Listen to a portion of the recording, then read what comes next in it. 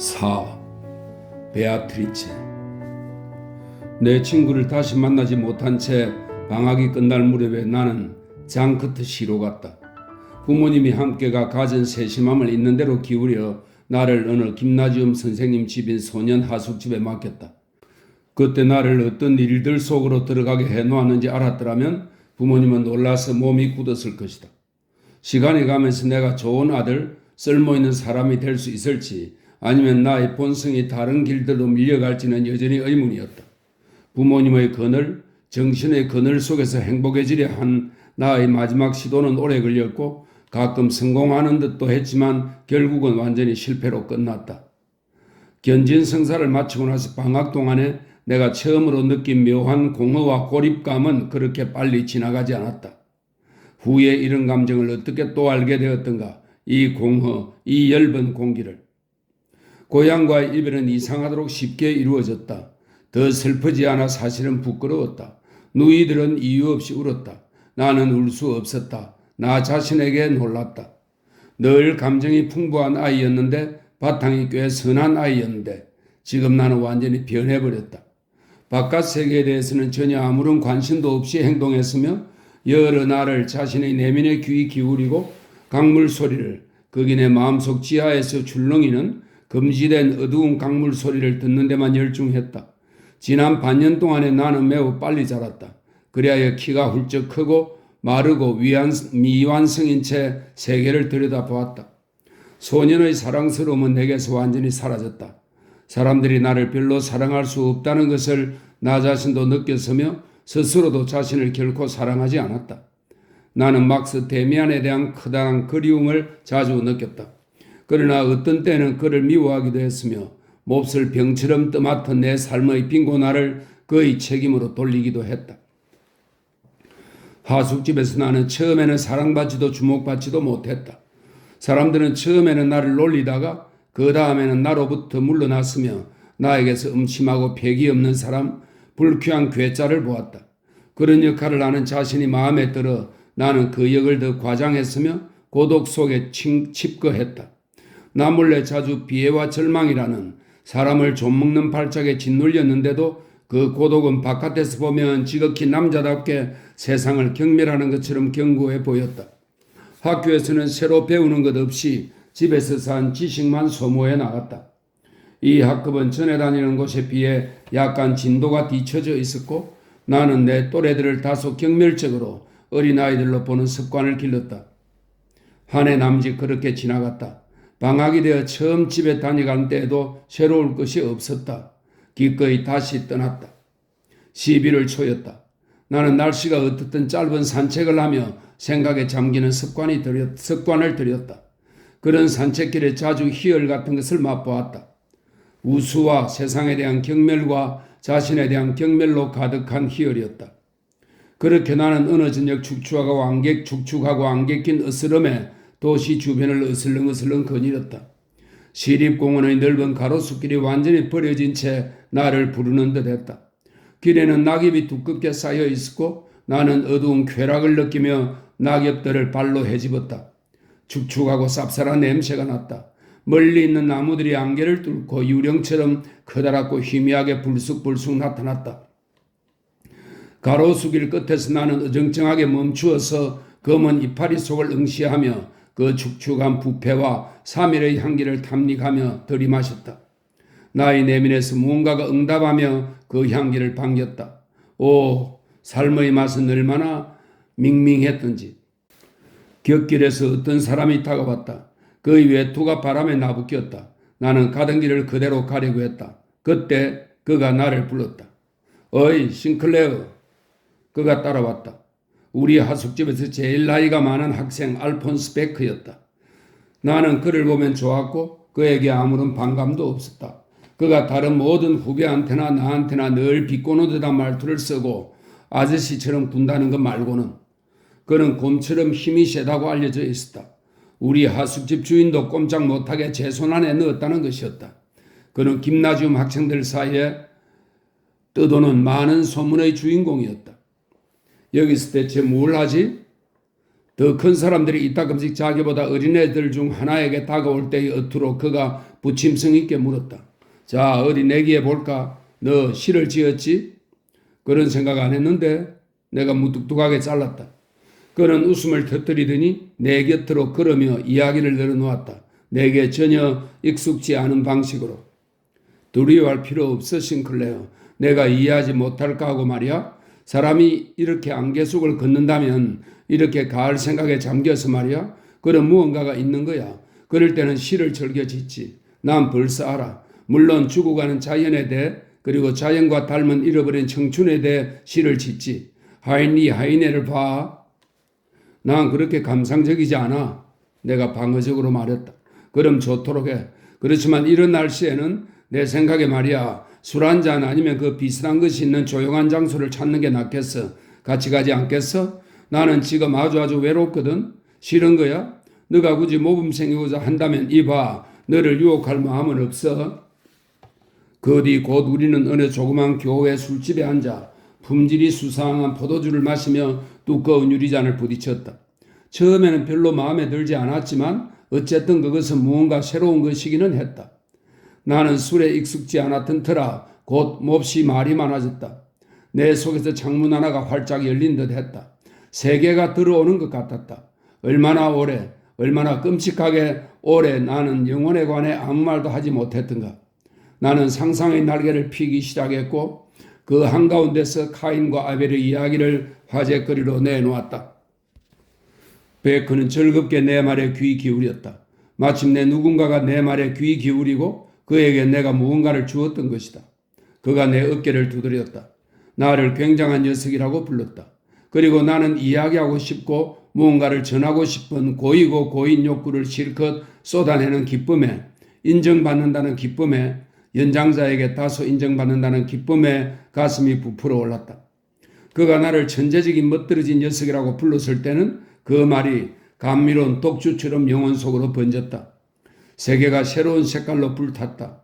생각들이 수백 개의 철철 솟는 샘에서 나와 흘러갔다. 속에서 정기와 주정의 뜨거움이 활활 타올랐다. 우리는 선생님들이며 친구들에 대해 이야기했는데 서로 근사하게 통하는 것 같았다.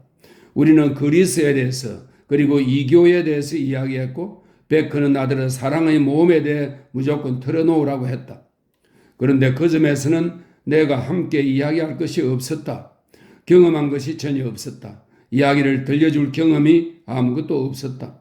그리고 내가 마음속에서 느끼고 구성하고 상상의 날개를 편 것, 그것은 불타듯 내 속에 들어앉아 있었다. 술로도 풀리지 않았으며 전달할 수 없었다. 여자에 대해서 베크는 훨씬 더 아는 게 많았다.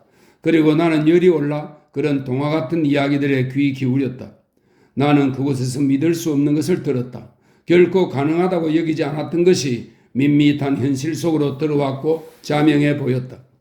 알폰스 베크는 아마 18살일 텐데 벌써 경험이 많았다. 그 가운데는 소녀들과의 일이 이러저러 하다는 것도 있었다. 소녀들은 자기들에게 아첨하고 예절 바르게 구는 것만 바라는데 그것이 실로 근사하기는 해도 진짜는 아니라는 것이었다. 그래서 더 큰 성공은 나이든 부인들에게서 기대할 수 있다는 것이었다.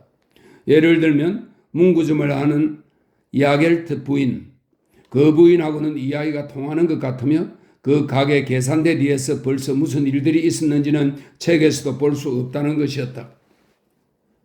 나는 완전히 매료되어 멍하니 앉아 있었다. 아무튼 나라면 야겔트 부인을 곧바로 사랑할 수는 없었으리라. 하지만 어쨌든 그것은 들어본 적 없는 이야기였다.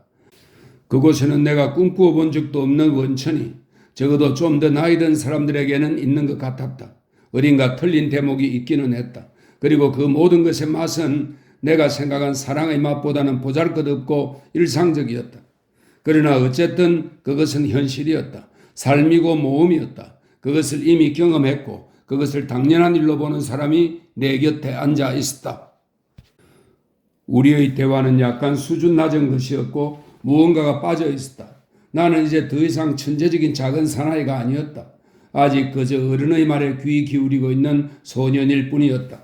그러나 그것은 몇 달 동안의 내 삶보다는 근사하고 낙원 같았다. 그 밖에도 술집에 앉아있는 것부터 우리가 이야기하고 있는 것까지 그 모든 것이 내가 비로소 서서히 느끼기 시작한 대로 금지된 것이었다. 엄격하게 금지된 것이었다. 아무튼 나는 그 가운데서 뜨거운 감정을 맛보고 혁명적 파격을 맛보았다. 그날 저녁을 지금도 똑똑하게 기억한다. 우리 둘이 느지막이 흐릿하게 타고 있는 가스등을 지나 서늘하고 축축한 어둠 속으로 집으로 가는 길에 접어들었을 때 나는 처음으로 취해 있었다. 근사하지는 않았다. 극도로 고통스러웠다. 그렇지만 그것에는 또한 무언가가 있었다. 하나의 매력, 감미로움이 있었다. 그것은 반란이며 비위였다. 삶이며 정신이었다. 나보고 머리 꼭대기에 피도 안 마른 초벌하고 호되게 욕하면서도 베크는 나를 용감하게 떠맡았다. 나를 절반은 떠매고 집으로 데려갔다. 집에 가서는 열린 복도 창문으로 나를 살짝 집어넣고 자기도 그렇게 숨어 들어갔다. 잠깐 죽은 듯 잠을 잔 후 나는 고통스럽게 깨어났다. 술이 깨자 멍한 고통이 나를 엄습했다. 나는 침대에 앉아 있었다.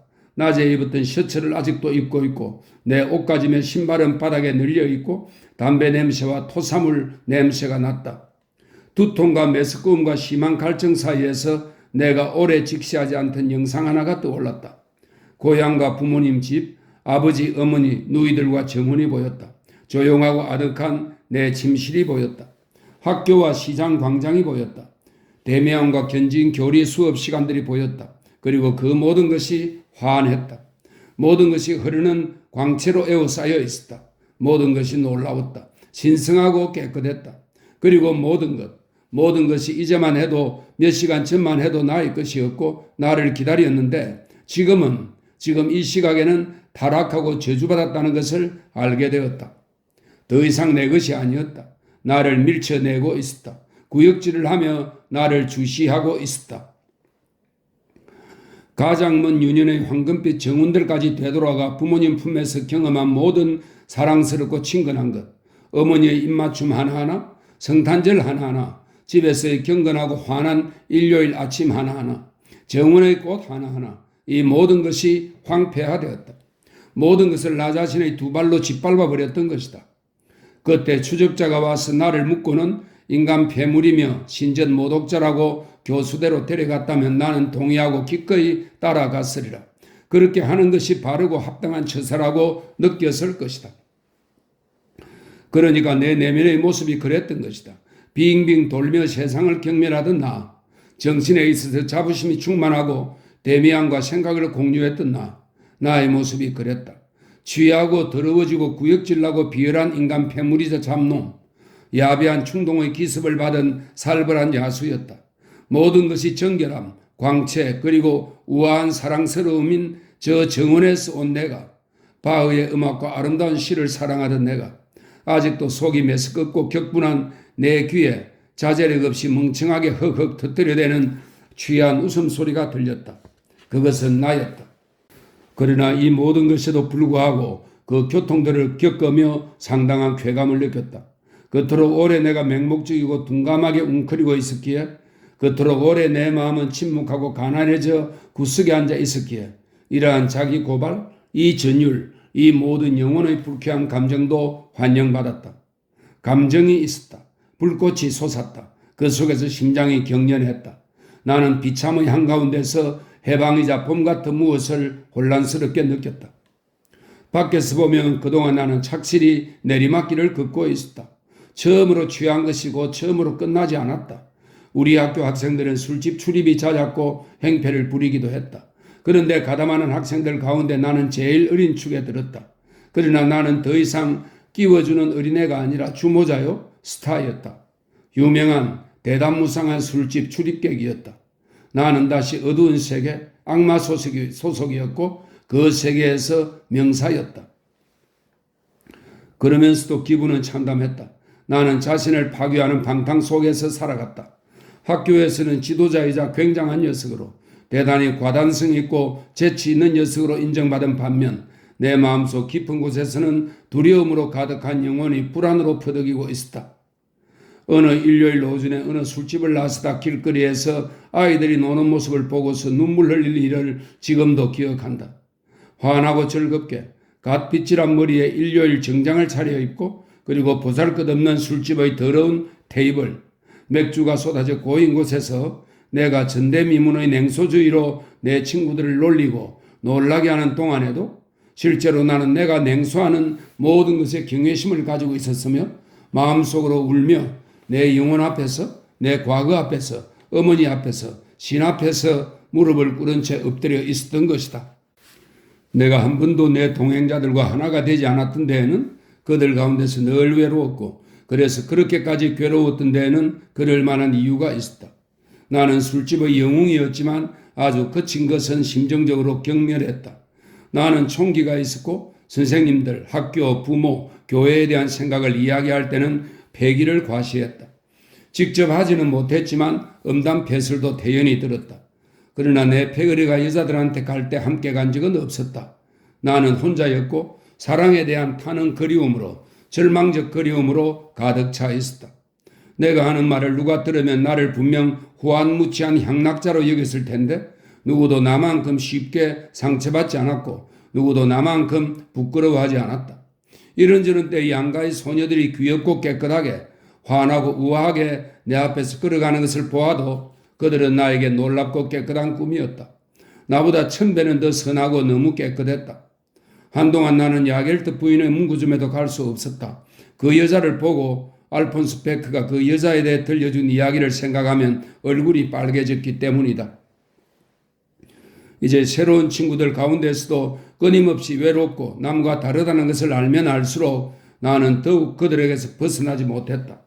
술 퍼마시고 헛붕치는 것이 그때 나에게 즐거운 일이기나 했는지 그것도 이제는 정말 모르겠다. 마시는 일에도 결코 번번이 고통스러운 결과를 느끼지 않을 정도로는 익숙해지지 않았다. 모든 것이 일종의 강압 같았다. 나는 내가 해야만 하는 것을 했다. 달리 나 자신을 어떻게 해야 할지 전혀 몰랐기 때문이다. 오래 혼자 있기가 두려웠다. 늘 내 마음이 기울었다고 느끼는 그 많은 부드럽고 부끄럽고 은밀한 감정의 내습이 두려웠다. 그토록 자주 엄습하는 부드러운 사랑에 대한 생각이 두려웠다. 내게 가장 결핍된 한 가지, 그것은 친구였다. 내가 바라보기를 아주 좋아하는 두셋의 친구가 있기는 했다. 그러나 그들은 착한 사람들에 속했고 나의 악덕은 오래전부터 이미 누구에게도 비밀이 아니었다.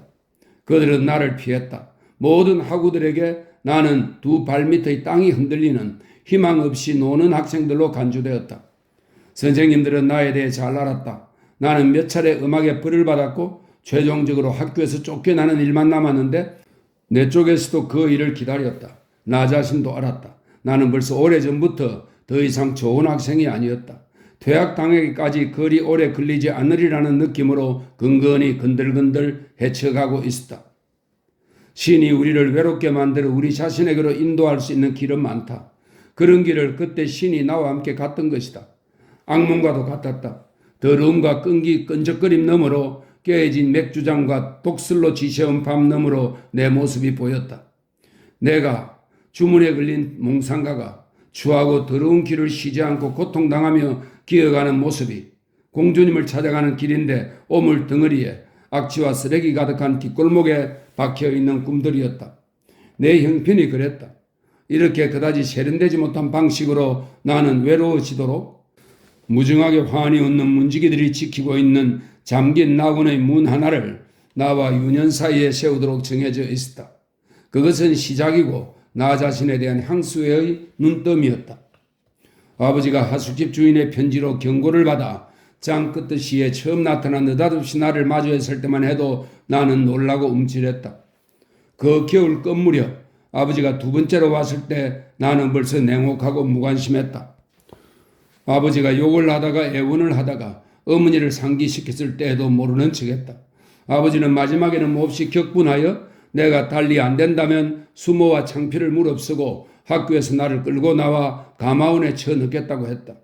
그러시라지 그때 아버지가 떠나자 마음이 좋지 않았다. 아버지는 아무것도 이루지 못했다. 나에게로 오는 어떤 길도 찾아내지 못했다. 그리고 어떤 때 나는 일이 그렇게 된 것이 당연하다고 느끼기도 했다. 내가 무엇이 되건 나로서는 아무래도 좋았다. 특별하고 별로 곱지 못한 방식으로 술집에 앉아 의기양양하게 굴면서 나는 세상과 싸움을 벌이고 있었다. 그것은 나 나름의 저항의 방식이었다. 그러면서 나 자신을 망가뜨렸고 이따금씩은 내 일을 대략 이렇게 보았다. 세상에 나 같은 사람을 필요로 하지 않는다면 나 같은 사람들에게 줄 좀 더 나은 자리, 좀 더 높은 과제를 갖고 있지 않다면 이제 나 같은 사람들은 이렇게 망가지는 것이라고. 그래봐야 세상 손해지 뭐. 그의 성탄절 휴가는 즐겁지 않았다. 나를 다시 보았을 때 어머니는 놀랐다. 더 키가 컸고 살은 늘어지고 눈 가장자리에 염증이 난 내 마른 얼굴은 잿빛에 황폐해 보였다. 막 돋기 시작한 콧수염과 얼마 전부터 쓴 안경이 나를 그들에게 더욱 낯설어 보이게 만들었다. 누이들은 뒤로 물러나 킬킬거렸다. 모든 것이 유쾌하지 않았다. 서재에서 나눈 아버지와의 대화가 씁쓸했으며 유쾌하지 않았다. 몇몇 친척들의 반가워하는 인사도 유쾌하지 않았다. 무엇보다 성탄절 저녁이 유쾌하지 않았다. 성탄절이란 내가 태어난 이래 우리 집에서 가장 성대한 날이었다. 잔치 분위기, 사랑과 감사의 저녁, 부모님과 나의 유대를 새롭게 하는 저녁이었다. 이번에는 모든 것이 다만 마음을 짓누르고 당황하게 만들 뿐이었다. 연애 때처럼 아버지는 벌판의 양치기에 관한 복음서를 읽었다. 그들은 바로 그곳에서 양떼를 지켰다. 여느 때처럼 누이들은 환히 웃으면서 그들의 선물이 놓인 탁자 앞에 서 있었다. 그러나 아버지의 음성은 즐겁지 않았고 얼굴은 늙고 짓눌려 보였으며 어머니는 슬퍼했다. 그리고 나에게는 모든 것, 선물과 덕담, 복음서와 크리스마스 트리, 그 모두가 거북하고 원하지 않은 것이었다. 후추와 꿀이든 랩 케이크에서는 달콤한 냄새가 났고 그보다 더 감미로운 추억의 뭉게구름이 콸콸 흘러나왔다. 전나무는 향기를 풍기며 이제는 존재하지 않는 것들에 대해 이야기했다. 나는 그 저녁과 휴일의 나날이 어서 끝나기만 바랐다. 온 겨울이 그렇게 갔다. 바로 얼마 전에 나는 교무회로부터 심각한 경고를 받았다. 퇴학의 위험이 임박해 있었다. 오래 걸리지는 않을 터였다. 그럼 좋으실 대로 나야 별로 이의가 없었다. 막스 데미안에게는 특별한 유감이 있었다. 그를 그동안 한 번도 보지 못했다. 나는 그에게 장크트 CS의 학창시절 초기에 2번 편지를 썼지만 답장을 받지 못했다. 그래서 방학 때도 찾아가지 않았다. 가을에 알폰스 베크와 만났던 공원에서 초봄에 있었던 일이다. 어떤 소녀가 내 눈에 띈 것은 가시나무 울타리가 막 초록이 되기 시작할 때였다. 그림직한 생각과 근심으로 가득한 채 나는 혼자 산책하고 있었다. 건강이 나빠진 데다 지속적으로 돈에 쪼들렸기 때문이다. 하구에게 빚을 졌는데 집으로부터 또 조금 받아내자면 피로 불가결한 지출을 꾸며내야만 한 데다 몇몇 가게에 담배나 그 비슷한 물건들의 외상도 불어가고 있었다. 이 근심이 몹시 심각해지지 않았지만 머지않아 이곳에 있는 것도 끝이 나고 내가 물속으로 들어가든지 가마원으로 보내자면 이 몇 가지 소소한 일들도 결코 문제되지 않았을 테니 말이다. 그러나 나는 내내 그런 아름답지 못한 이들과 똑바로 대면하고 살면서 그것들에 시달렸다. 그 봄날 공원에서 나의 시선을 강하게 끄는 소녀를 만났다. 그녀는 키가 크고 날씬했으며 옷차림이 멋지고 영리한 소년의 얼굴이었다. 나는 첫눈에 곧바로 그녀가 마음에 들었다. 그녀는 내가 좋아하는 유형으로 나의 상상력을 바쁘게 했다. 그리고 나보다 별로 나이가 더 들어 보이지 않았지만 훨씬 성숙하고 고상하고 윤곽이 뚜렷하고 벌써 숙녀가 다 된 터였다. 그러면서도 내가 지독하게 좋아하던 오만과 소년다움의 흔적이 얼굴에 있었다. 나는 그때까지 마음을 빼앗긴 여성에게 성공적으로 접근한 적이 없었는데 이 소녀도 마찬가지였다. 그러나 그 인상은 이전의 모든 여성들보다 더 깊었고 이번에 빠진 사랑이 나의 삶에 미친 영향은 강력했다. 갑자기 다시 하나의 영상이 존경할 만하고 더 높은 영상이 내 앞에 서 있었다. 그런데 나의 내면에서는 그 어떤 욕구도 그 어떤 충동도 외경과 숭배만큼 깊고 격렬하지 않았다. 나는 그녀에게 베아트리체라는 이름을 주었다. 단테는 읽지 않았지만 베아트리체에 대해서는 알았다. 어느 영국 그림에서 봤는데 그 복제품을 내가 간직하고 있었다. 그 그림은 영국 라파엘 전파의 소녀상으로 팔다리가 몹시 길고 날씬하며 얼굴도 작고 길었으며 두 손과 표정은 영혼이 깃든 분위기로 표현되어 있었다. 내가 사랑한 날씬한 자태와 소년다움을 보여주고 영혼이 깃든 분위기를 얼굴에 조금 띄고 있었음에도 나의 아름다운 젊은 소녀는 그 소녀상과 똑같지는 않았다. 베아트리체와 단 한마디도 말을 나눈 적은 없다. 그럼에도 그녀는 당시 나에게 지극히 깊은 영향을 주었다. 자신의 영상을 내 앞에 내세워 보여준 것이다. 나에게 성소를 열어주었다. 나를 사원안의 기도자로 만들었다. 그날로 나는 술집 출입과 밤에 나돌아다니는 일로부터 멀어졌다. 나는 다시 혼자 있을 수 있었다. 다시 책을 즐겨 읽고 즐겨 산책했다. 나의 갑작스러운 변화는 충분한 조소를 받았다. 그러나 이제 나는 무언가를 사랑하고 숭배해야 했다. 다시 하나의 이상을 가졌던 것이다. 삶은 다시 예감과 비밀에 찬 영롱한 여명이었다. 그 점이 나를 조소에 무관심하게 만들었다. 나는 다시 나 자신에게로 편안히 안착했다. 비록 오로지 존경하는 영상의 노예이자 봉사자가 되어서였지만 얼마만큼의 감동 없이는 그 시절을 회상할 수 없다. 나는 부수진 삶의 한 시기의 폐허들로부터 자신을 위해 하나의 환한 세계를 지으려 더없이 열렬하게 다시 노력했다. 다시 나는 내 속의 어둠과 악을 떨치고 완전히 빛 속에 신들 앞에 무릎을 꿇고 그대로 머물려는 단 하나의 욕구 속에서 살았다. 하여튼 지금 이 환한 세계는 어느 정도 나 자신이 창조한 것이었다. 어머니에게로 그리고 책임없는 아늑함 속으로 다시 도망쳐가고 기어드는 것이 아니었다. 나 자신이 창안하고 요구한 새로운 예배, 책임과 자기 기울이 있는 예배였다. 내가 시달렸으며 자꾸만 도피했던 성문제는 이제 이 성스러운 불 속에서 정신과 기도로 성화되었다. 캄캄한 것은 아무것도 있어서는 안 되었다. 어떤 추한 것도 있어서는 안 되었다. 신음하며 지새운 밤들도 방종한 영상들 앞에서 뛰던 심장의 고통도 금지된 문 앞에서의 도취도 유격도 나는 그 모든 것 대신 베아트리체의 영상으로 나의 재단을 세웠다. 그리고 나 자신을 그녀에게 바침으로써 나 자신을 정신과 신들에게 봉헌했다. 내가 어두운 힘들에서 뺏어낸 삶의 몫을 나는 환한 힘들에게 제물로 바쳤다.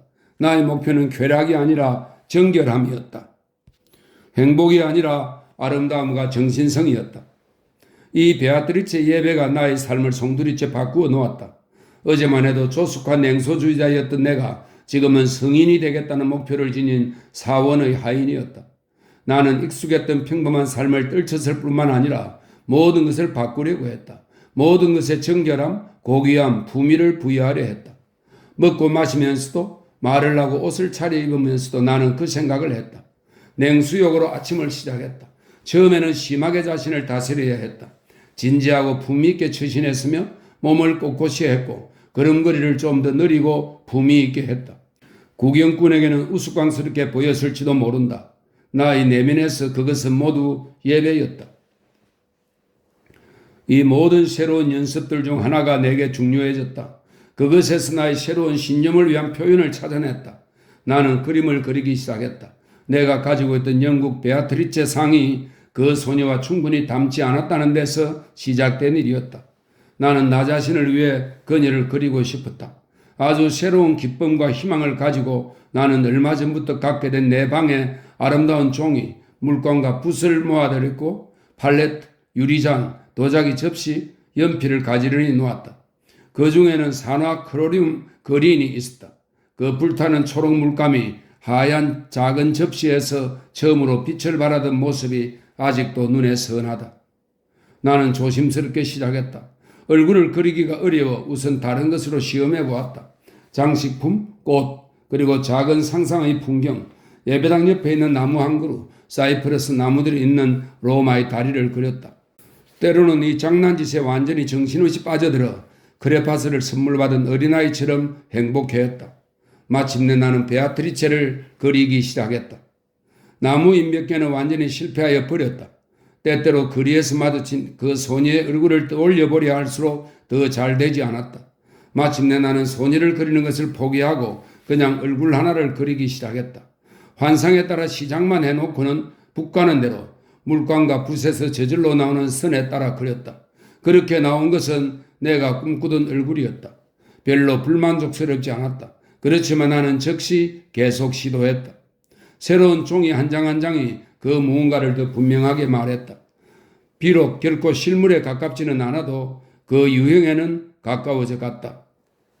나는 점점 더 몽환적인 분놀림으로 세상에 없는 장난 같은 더듬음에서 무의식에서 나오는 선을 긋고 면을 채우는 데 익숙해져 갔다. 마침내 어느 날 거의 무의식적으로 얼굴 하나를 완성했는데 전에 그린 것들보다 더 강하게 나에게 말을 던져왔다. 그것은 그 소녀의 얼굴이 아니었고 결코 그럴 수도 없었다. 무언가 다른 것, 무언가 비현실적인 모습이었다. 그렇지만 그렇다고 가치가 덜하지 않았다. 그것은 소녀의 얼굴이기보다는 오히려 청년의 머리처럼 보였다. 머리카락은 나의 예쁜 소녀처럼 환한 금색이 아니고 붉으스름한 기운이 도는 갈색이었고 턱은 강하고 윤곽이 뚜렷했으며 입은 붉게 꽃피어 있었다. 그 모든 것이 다소 뻣뻣하고 가면 같았지만 인상적이고 신비스러운 생명으로 가득했다. 완성된 그림 앞에 앉아있자니 기이한 인상을 받았다. 그것은 내게 일종의 신상 혹은 성인의 가면처럼 보였다. 절반은 남자이고 절반은 여자이며 나이가 없고 의지가 굳세면서도 몽상적이며 굳어있으면서도 남모르게 생명력이 있어 보였다. 이 얼굴은 나에게 무언가 할 말이 있는 듯 했다. 그것은 나의 일부였다. 나에게 요구를 내세웠다. 그리고 누군지는 모르겠지만 그 누군가와 비슷했다. 그때부터 그 초상이 한동안 나의 모든 생각을 따라다니며 나의 삶을 함께했다. 나는 그것을 서랍에 감추어 두었다. 아무도 그것을 훔쳐보고 그것 가지고 나를 비웃게 해서는 안 되었던 것이다. 그러나 혼자 내 작은 방 안에 있을 때면 나는 곧바로 그 그림을 꺼내어 들여다보곤 했다. 저녁에는 침대에서 마주 보이는 벽지 위쪽에 피인으로 붙여놓고 잠들 때까지 바라보았으며 아침이면 나의 첫 눈길이 그곳으로 갔다. 바로 그 시절에 나는 어린아이 때 늘 그랬듯이 다시 꿈을 많이 꾸기 시작했다. 여러 해 동안 꿈을 꾸지 않았던 것 같다. 이제 꿈이 다시 나타났다. 전혀 새로운 종류의 영상들, 그리고 매우 자주 그 초상이 꿈속에서 떠올랐다. 살아서 이야기하며 친절하거나 적대적으로 어떤 때는 얼굴을 찡그렸고 어떤 때는 무한히 아름답고 조화롭고 고귀했다. 그리고 어느 아침 그런 꿈들을 꾸다 깨어났을 때 나는 갑자기 그 그림의 실체를 알아보았다. 그 그림은 참으로 기막히도록 친숙하게 나를 바라보고 있었다. 내 이름을 부르는 것 같았다. 나를 잘 아는 것 같았다. 어머니처럼 아득한 시절부터 내내 나를 향해 있었던 것 같았다.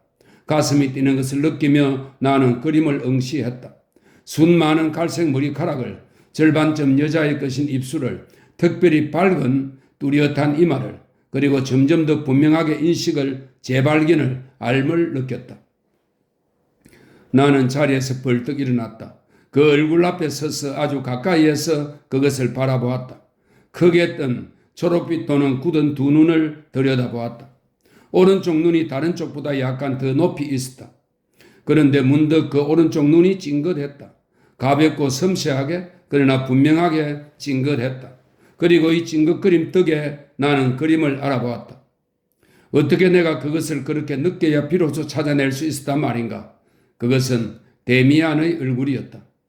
후에 나는 이 그림을 내 기억 속에서 찾아낸 데미안의 진짜 표정과 자주 비교했다. 비슷하기는 해도 전혀 똑같지는 않았다. 하지만 그래도 데미안이었다. 언젠가 초여름 저녁 햇빛이 비스듬하고 붉게 서양인 내 창으로 비쳐들었다. 방 안이 으스름해졌다. 그때 베아트리체 혹은 데미안의 초상을 창문 가운데 교차하는 창살에 피인으로 꽂아놓고 석양이 그것으로 비쳐들면 어떤지 봐야겠다는 생각이 들었다. 얼굴은 윤곽이 흐릿해졌지만 붉으스름하게 테둘린 눈, 훤한 이마와 진홍의 잎이 종이면으로부터 튀어나와 속속들이 야성적으로 장렬했다. 나는 빛이 사라지고 나서도 오랫동안 그것을 마주보고 앉아 있었다. 그런데 차츰차츰 그것이 베아트리체도 데미안도 아니며 나라는 느낌이 왔다. 그 그림은 나를 닮지 않았으며 그럴 리도 없다고 느꼈다. 그러나 그것은 나의 삶을 결정하는 것이었다. 그것은 나의 내면, 나의 운명 혹은 내 속에 내재하는 수호신이었다. 만약 내가 언젠가 다시 친구를 찾아낸다면 내 친구의 모습이 저러리라. 언제 애인을 얻게 된다면 내 애인의 모습이 저러리라. 나의 삶이 저럴 것이며 나의 죽음이 저럴 것이다. 이것은 내 운명의 울림이자 리듬이었다.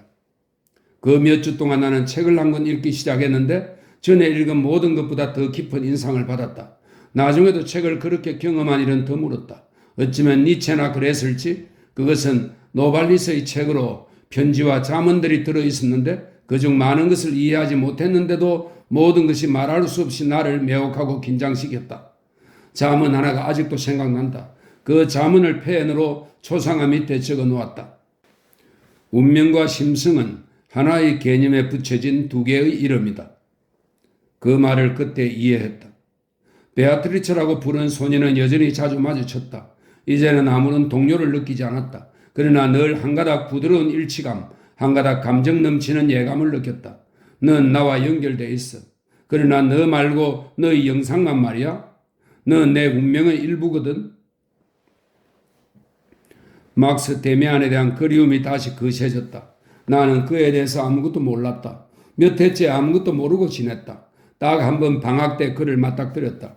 이 짧은 만남을 내 기록에서 일부러 빠뜨렸다는 것을 지금 알겠다. 그것이 부끄러움과 허영심에서 일어난 일이었다는 것도 알겠다. 만회해야겠다. 한 번은 방학 중에 군태롭고 늘 다소 피곤한 얼굴로, 즉 술집을 드나들던 시절의 얼굴로 고향 도시를 어슬렁거리며 산책용 지팡이를 빙빙 돌리며 속물들의 변함없이 똑같은 경멸스러운 늙은 얼굴들을 들여다보고 있는데, 그때 내 옛 친구가 맞은편에서 걸어왔다. 그를 보자마자 나는 움찔했다. 그리고 번개처럼 재빨리 프란츠 크로머를 생각했다. 데미안이 그 이야기를 정말로 잊어버렸기를. 그에게 의무를 지고 있다는 것이 무척 불쾌했다. 사실 정말이지 멍청한 어린애들 이야기였다. 그래도 마음의 빚이 있기는 했다. 데미안은 내가 그에게 인사하려는 것인지 보리고 기다리는 것 같았다. 내가 될 수 있는 대로 태연하게 인사를 하자 그가 손을 내밀었다. 그것은 다시금 그다운 악수였다. 그렇게 굳고 따뜻하고 그러면서도 서늘하고 남자다웠다. 그가 주의 깊게 내 얼굴을 들여다보며 말했다. 너 컸구나, 싱클레어. 그 자신은 전혀 달라 보이지 않았다. 똑같이 나이 들고 똑같이 어렸다. 언제나 그렇듯이.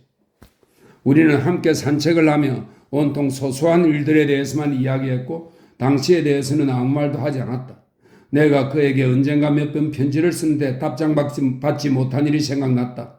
아, 그가 그것도 잊어버렸으면 좋을 텐데. 그 멍청한 편지들을. 그는 그것에 대해서도 아무 말이 없었다. 당시에는 베아트리체도 초상도 존재하지 않았다. 나는 아직 내 황량한 시절 한가운데 있었다. 교회에서 나는 그에게 함께 술집에 가자고 했다. 그가 따라왔다. 나는 떠벌리면서 술 한 병을 시키고 따르고 잔을 부딪히며 대학생식의 음주 관습들에 익숙하다는 것을 과시했다. 첫 잔을 단숨에 비우기도 했다. 술집에 많이 가는구나? 그가 나에게 물었다. 아, 그래. 내가 굽뜨게 대답했다. 달리 뭘 하겠어? 그게 결국은 그래도 제일 신나는 일이잖아? 그렇게 생각해? 그럴 수도 있겠지. 그것에도 아주 멋진 면이 있긴 해. 도취, 바쿠스적인 것. 하지만 내가 보기에 그런 멋진 요소는 술집에 많이 앉아있는 대부분의 사람들에게서 완전히 사라진 것 같아. 바로 술집 출입이야말로 뭔가 정말 속물적인 것 같다는 느낌이 들어. 그래, 하룻밤 불타는 횃불을 들고 제대로 된 멋진 도치와 비틀거림으로. 그거야 좋지. 하지만 그렇게 홀짝홀짝 한 잔 한 잔 마시되는 건 아마 진짜가 아닐걸. 이를테면 저녁이면 저녁마다 단골 술집 테이블에 앉아있는 파우스트를 상상할 수 있겠어? 나는 술을 마시고 저기에 차 그를 바라보았다. 그래, 그렇지만 누구나 파우스트 같은 사람은 아니잖아. 내가 짧게 말했다. 그가 약간 어리둥절해하며 나를 바라보았다. 그러더니 웃었다. 예전의 신선함과 우월함을 보이며. 자, 뭐하러 그런 걸 가지고 너와 다투겠니? 아무튼 술꾼이나 방탕아의 삶은 아무도 나무랄 데 없는 시민의 삶보다 생기가 있겠지. 그런데 언젠가 읽었는데 말이야. 방탕아의 삶은 신비주의자를 위한 최고의 준비 가운데 하나라는군. 예언자가 된 성 아우구스티누스 같은 사람들이 늘 있기도 하고 말이야. 성 아우구스티누스는 한때 향락주의자이자 방탕아였지. 나는 미심쩍었으며 결코 그로부터 훈계를 듣고 싶지 않았다. 그래서 권태롭다는 듯 말했다. 그래, 누구든 자기 취향에 따르겠지. 틀어놓고 고백하면 나는 예언자 같은 무엇이 되는 일 따위에는 전혀 관심 없어. 데미안이 눈을 가느스름하게 뜨고 알겠다는 듯 나를 쏘아보았다. 이봐, 싱클레어. 그가 천천히 말했다. 너한테 유쾌하지 않은 말을 하려는 건 아니었어. 아무튼 어떤 목적으로 너가 지금 술을 마시는지는 우리 둘 다 알 수 없어. 하지만 너의 인생을 결정하는 너 안에 있는 것은 그걸 벌써 알아. 이걸 알아야 할 것 같아. 우리 속에는 모든 것을 알고 모든 것을 하고자 하고 모든 것을 우리 자신보다 더 잘 해내는 어떤 사람이 있다는 것 말이야. 미안하지만 난 집에 가 봐야겠다. 우리는 짧게 작별 인사를 했다. 나는 기분이 몹시 언짢은 채 그대로 앉아 잔을 다 비웠다. 술집을 나설 때 데미안이 벌써 계산을 했다는 것을 알았다. 그것 때문에 더욱 화가 났다. 내 생각은 다시 이 작은 사건에 머물렀다. 내 생각은 데미안으로 가득 찼다. 그가 그 교회 술집에서 한 말들이 기이하게도 신선하게 내 기억 속에 고스란히 다시 떠올랐다. 이걸 알아야 할 것 같아. 우리 속에는 모든 것을 아는 어떤 사람이 있다는 것 말이야. 나는 창문에 걸려있는 이제는 빛이 완전히 사라진 그림을 쳐다보았다. 빛이 사라졌는데도 보였다. 두 눈은 아직도 활활 타고 있었다. 그것은 데미안의 시선이었다. 혹은 내 손에 있는 사람, 모든 것을 아는 그 사람이었다. 데미안이 얼마나 그리웠던가. 그에 대해서는 아무것도 몰랐다. 그는 연락이 되지 않는 사람이었다. 내가 아는 것은 아마도 지금은 어딘가에서 대학을 다니고 있다는 것, 그의 김나지움 시절이 끝나고 나서 그의 어머니가 우리 도시를 떠났다는 것 뿐이었다. 크로무와의 이야기로 돌아가기까지 나는 내 마음속에서 막스 데미안에 대한 모든 추억을 찾았다. 얼마나 많은 것이 그때 다시 울리기 시작했는지, 그가 언젠가 나에게 해준 말이나 그 밖의 모든 것이 오늘까지도 의미가 있었고 당면 문제였으며 나에게 관계되었다. 그다지 즐겁지 않았던 우리의 마지막 만남에서 그가 방탕자와 성인에 대해 말한 것도 갑자기 내 영혼 앞에서 환하게 떠올랐다. 나는 꼭 그렇게 된 것 아니었을까? 나는 취기와 더러움 속에서 마비와 상실 속에서 산 것이 아니었을까? 마침내 새로운 인생의 충동에 의해 바로 반대의 것이 정결함의 욕구, 성스러움의 동경이 내 마음속에서 살아날 때까지 그렇게 계속 기억을 따라갔다. 벌써 오래전에 밤이 되었고 바깥에서는 비가 내리고 있었다. 내 기억 속에서도 빗소리가 들렸다. 그것은 마로니에 나무들 및 그가 언젠가 프란츠 크로모 때문에 나한테 캐 묻고 나의 저 비밀들을 알아맞힌 때였다.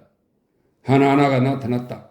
학교 가는 길에서의 대화들, 견진 교리 수업 시간들, 그리고 마지막으로 막스 데미안과의 첫 만남이 떠올랐다.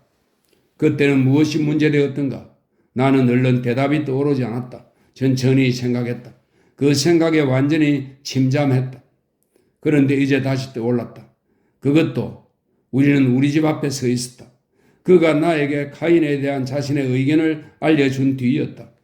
그곳에서 그는 우리 집 현관문 위에 붙어있는 밑에서부터 위쪽으로 넓어지는 마감석에 새겨진 오래되어 마모된 문장에 대해서 말했다. 그가 말했다. 그 문장이 흥미롭다고, 그런 것들에 유의해야 한다고. 그날 밤 나는 데미안과 문장 꿈을 꾸었다. 문장의 모습이 끊임없이 바뀌었다. 데미안이 그것을 두 손에 들고 있었다. 작고 회색인가 하면 거대하고 여러 색깔이다. 그러나 데미안은 그렇지만 그것이 언제나 똑같은 것이라고 설명해 준다. 그러나 마침내 그가 나에게 억지로 문장을 먹였다. 그것을 삼키자 삼킨 문장이 내 속에 살아있어 나를 다 채우고 안에서부터 나를 파먹어 오기 시작하는 것이 느껴져 나는 엄청나게 놀랐다. 죽음에 대한 두려움으로 가득해진 나는 벌쩍 뛰어 일어나며 잠에서 깨었다. 잠이 싹 달아났다. 한밤중이었다. 방 안으로 비가 들이치는 소리가 들렸다. 나는 창문을 닫으려고 일어났다. 그러다 방바닥에 떨어져 있는 무언가 환한 것을 밟았다. 아침에 보니 그것은 내가 그린 그림이었다. 그림은 종이가 축축해진 채 방바닥에 놓여있고 불룩하게 뒤틀려 있었다. 말을 하고 그림을 앞지 사이에 끼워 무거운 책 속에 피워넣었다. 다음날 다시 찾아보니 말라 있었다. 그러나 그림이 달라져 있었다. 붉은 입이 바래고 약간 좁아져 있었다. 이제 완전히 데미안의 입이었다. 새 종이의 문장의 새를 그리기 시작했다. 새가 원래 어떤 모습이었는지 이제 똑똑히 알 수 없었고 그 가운데 몇 가지는 내가 아는 바로는 가까이에서 이제 잘 알아볼 수 없기도 했다.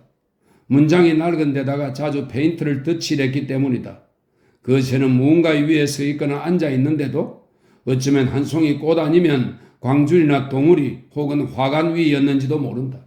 그것을 더는 신경 쓰지 않고 뚜렷한 표상을 가진 것에서부터 시작했다. 명확하지 않은 욕구에 따라 나는 즉시 강한 색채로 시작했다. 새의 머리는 내 도화지 위에서 황금빛이었다. 기분 내키는 대로 계속해서 며칠 내로 완성했다. 이제 그것은 날카롭고 대담한 매의 머리를 가진 한 마리 맹금이었다. 몸의 절반은 어두운 지구 땅덩이 속에 박혀 있는데 커다란 아래에서 붙어있는 듯 땅덩이에서 나오려고 푸른 하늘 바탕 위에서 애쓰고 있었다. 그림을 꽤 오래 물끄러미 바라보고 있자니 점점 더 마치 내 꿈속에서 나타났던 색깔이 있는 문장 같았다. 데미안에게 편지 쓰는 일은 나로서는 불가능했던 것 같다. 설령 어디로 보내야 하는지 알았더라도 말이다. 그러나 당시에 내가 매사를 처리했던 것과 똑같이 꿈같은 예감에 사로잡혀 보낸 그림이 그에게 닿든 닿지 않든 간에 그에게 매 그림을 보내기로 결정했다. 그림에는 아무것도 쓰지 않았다. 내 이름도 쓰지 않았다. 가장자리들을 조심스럽게 자르고 커다란 종이 봉투를 사서 그 위에 내 친구의 예전 주소를 적었다. 그러고는 보냈다. 시험이 다가오고 있었고 나는 여느 때보다 더 학업을 위해 공부해야만 했다. 내가 형편없는 방향을 갑자기 청산하고부터 선생님들이 너그럽게도 나를 다시 받아들였다. 당시에도 난 훌륭한 학생은 아니었겠지만 나도 또 다른 누구도 반년 전에 나에게 벌로 내려졌던 정학 처분이 누가 봐도 이섬직한 일이었다는 생각을 하지 않게 되었다. 아버지도 이제는 비난도 위협도 없이 다시 정같은 어조로 편지를 썼다. 그렇지만 나는 아버지나 그 누구에게 어떻게 나에게 변화가 일어났는지 설명하려는 충동을 느끼지 않았다. 이 변화가 우리 부모님과 선생님들의 소망과 일치한 것은 우연이었다. 이 변화는 나를 다른 사람들에게로 데려가지 않았다. 나를 그 누구에게도 접근시키지 않았다. 나를 더 고독하게 만들 뿐이었다. 그것은 그 어딘가를 목표로 삼고 있었다. 데미안을, 먼 운명을 나 스스로는 몰랐다. 나야 그 한가운데 있었지 않은가. 베아트리체로 일이 시작되었으나 얼마 전부터 나는 그림 그려진 종이들 그리고 데미안에 대한 생각들과 더불어 살고 있었다. 얼마나 완벽하게 비현실적인 세계 속에서 살았는지 베아트리체마저 시야에서 생각에서 까마득히 사라졌다. 내 꿈들, 내 기대들, 내 내면의 극심한 변화에 대해 나는 아무에게도 한마디도 말할 수 없었던 것 같다. 설령 그렇게 하고자 했더라도 못했을 것이다. 하지만 내가 어떻게 그러고 싶어 할 수 있었겠는가?